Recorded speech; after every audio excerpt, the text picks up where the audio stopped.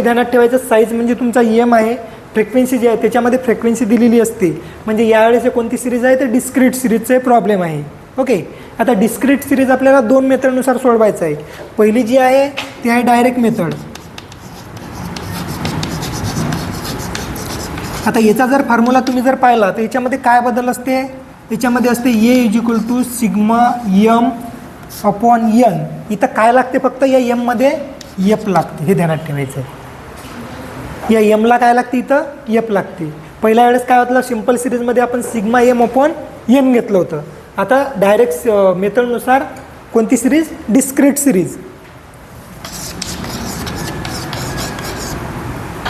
Discrete series. Okay, discrete सिरीजमध्ये आता पाहायचं आहे आपल्याला काय तर सिग्मा एम एफ. इथं फ्रिक्वेन्सी दिलेली आहे म्हणून इथं एफ दिलेला आहे. ओके, आणि त्यानंतर इनडायरेक्ट किंवा शॉर्टकट मेथड जर आपण बघितलं तर यामध्ये काय फरक आहे. पहिला जो आपला सिम्पल सिरीजचा फॉर्म्युला होता काय होता, X plus sigma D X upon N असा आपला फॉर्म्युला होता, बरोबर आहे. आता इथं काय राहील, एफ डी एक्स राहील. ध्यानात ठेवायचं आहे, सिग्मा एफ डी एक्स. म्हणजे एवढा फरक आहे. इकडे काय लागलं, एम नंतर एफ लागलं, इथं डी एक्सच्या अगोदर एफ लागला. हे ध्यानात ठेवायचं आहे सिम्पल सिरीज आणि डिस्क्रीट सिरीजमध्ये. त्या दोन याच्यामध्ये एवढा फरक झालेला आहे. तर आता आपल्याला कोणकोणत्या गोष्टी पाहिजे, पहिले पाहू आपण डायरेक्ट मेथडनुसार. डायरेक्ट मेथडनुसार आपल्याला ए काढायचं आहे तर आपल्याला पाहिजे समेशन एफ एफ किंवा सिग्मा एम एफ पाहिजे आपल्याला, आणि एन पाहिजे. ह्या दोन गोष्टी आपल्याला पाहिजे. तर हे काढण्यासाठी आपल्याला काय करायचं, calculation of mean by following table. आपल्याला इथे टेबल करायचं आहे. या टेबलमध्ये कोणकोणते कॉलम करायचे, पहिला टेबल साईज जशीच्या तशी लिहून घ्यायची आपल्याला. साईज म्हणजेच तुमचा एम आहे हे ध्यानात ठेवायचं आहे. फ्रिक्वेन्सी म्हणजे नाही तर साईज म्हणजे तुमचा एम आहे. हा एममध्ये काय दिलं तुम्हाला, 18 दिलेलं आहे, 19, 20, 21 आणि 22 पाचच दिल्या संख्या. ओके, एवढ्या संख्या आपल्याला दिलेल्या आहे. ओके, साईजमध्ये. त्यानंतर ही फ्रिक्वेन्सी आपल्याला जशीच्या तशी लिहायची आहे. फ्रिक्वेन्सी म्हणजेच तुमचा एफ आहे. ओके, ही दिलेली आहे आपल्याला 6, 10, 18, 11 आणि 05. ओके, एवढ्या गोष्टी तुम्हाला दिलेल्या आहे. आता तुम्हाला काय पाहिजे तर तुम्हाला पाहिजे एन. पहिल्या सिम्पल सिरीजमध्ये तुमचा एन काय होता, जेवढी सिरियल नंबर आहे तेवढा तुमचा एन होता. परंतु आता तुमचा जो एन आहे ते राहते फ्रिक्वेन्सीची टोटल. दोन्ही सिरीजमध्ये, कोणत्या, डिस्क्रीट आणि कंटिन्यू सिरीजमध्ये तुम्हाला फ्रिक्वेन्सी राहते, आणि या फ्रिक्वेन्सीची टोटल म्हणजेच काय होते, तुमचा एन होते. याची टोटल करायची आहे तुम्हाला. पहा टोटल किती येते, 6 16 करा, 16 18 34, 34 11 45, 45 आणि 5 50 होतात का, बघा. तर हा झाला तुमची फ्रिक्वेन्सी जी आहे एन इज इक्वल टू 50. आता तुम्हाला काय पाहिजे, एन काढला तुम्ही, आता पाहिजे तुम्हाला सिग्मा एम एफ पाहिजे. ओके, सिग्मा एम एफ पाहिजे तुम्हाला. आता एम एफ.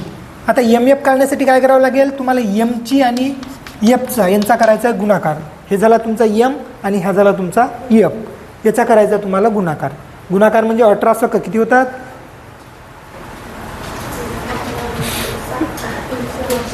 108. 19 गुणिला 10, 20 गुणिला 18 किती होते, 21 गुणिला 11 231. त्यानंतर 22 गुणिला 5 110 ना. ओके, तर हा झाला तुमचा समेशन एम एफ. याची करायची टोटल तुम्हाला 108, 190, 360, 231 आणि 110. याची करायची टोटल 999. हा झाला. या तिन्ही गोष्टी तुमच्याकडे आता आलेल्या आहे. तुमचा ए काढण्यासाठी सिग्मा एम एफ आलेला आहे, एन 50 आलेला आहे. आता तशाच पद्धतीचं तुम्हाला फॉर्म्युला टाकायचं आहे, calculation of arithmetic average or mean by following formula असं लिहायचं आहे. खाली फॉर्म्युला लिहायचं आहे, A is equal to sigma M F upon N. खाली लिहायचं putting the value in above mention formula. फॉर्म्युल्यामध्ये संख्या टाकायची आपल्याला 999 आणि एन आहे 50. यांचा भागाकार करायचा. किती येते उत्तर, उत्तर किती येते 999 भागीला 50 19.98 हा तुमचा मीन झालेला आहे. खाली लिहायचं therefore mean is 19.98. Okay, अशा पद्धतीनं तुम्हाला डायरेक्ट मेथडनुसार सॉल्व करायचं आहे. काही प्रॉब्लेम आहे कोणाला? आता यालाच आपल्याला शॉर्टकट मेथडनं सॉल्व करायचं आहे. आता आपल्याला पाहिजे x, sigma F D x आणि एन ह्या गोष्टी पाहिजे. तर आता पहिले घेऊ आपण डी एक्स. काढण्यासाठी आपल्याला काय पाहिजे? तर एक्स बरोबर एक संख्या घ्यायची आहे. एक्स बरोबर एक संख्या याच्यातली कोणती घ्यायची आहे आपल्याला? सर्वात लहान असणारी. कशातली घ्यायची आहे? फ्रिक्वेन्सीमधली नाही. मी इथं बोट केलं म्हणजे याच्यातली नाही घ्यायची आपल्याला कशाला घ्यायची आहे? तर एममधली घ्यायची आहे. आणि एममधली सर्वात छोटी संख्या कोणती आहे? तर 18 आहे. ओके, 18तून 18 गेले, 0 राहिले. 19मधून 18 गेले, 1 2 3 आणि 4. बरोबर आहे? ओके, त्यानंतर आपल्याला काय पाहिजे? एफ डी एक्स पाहिजे. बरोबर आहे? डी एक्सची आपल्याला गरज नव्हती, पण आपल्याला एफ डी एक्स काढण्यासाठी डी एक्स पाहिजे होतं. तर आपल्याला पाहिजे एफ डी एक्स. आता एफ डी एक्स काढणे म्हणजेच काय? तर एफ आणि डी एक्स यांचा गुणाकार. एफ डी एक्स म्हणजेच काय? तर एफ आणि डी एक्स यांचा गुणाकार. तुमचा डी एक्स काय? हा आहे आणि एफ काय? हा आहे. एफचा आणि डी एक्सचा गुणाकार करून तुम्हाला इथे लिहायचं आहे.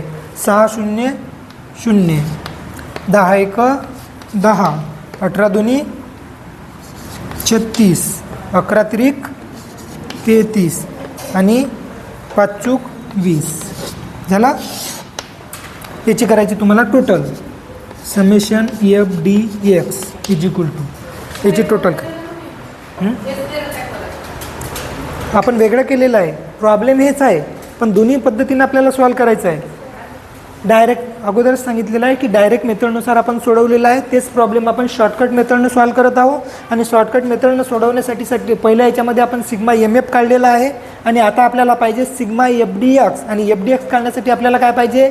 एफ आणि डी एक्सचा गुणाकार करायचा आहे. म्हणून आपण अगोदर काय काढलं? डी एक्स काढलेला आहे. आणि हा डी एक्स आपला आलेला आहे, यांचा करायचा आपल्याला गुणाकार. हा आला गुणाकार. आता याची टोटल म्हणजेच होते समेशन एफ डी एक्स. आता याची टोटल किती येते बघा.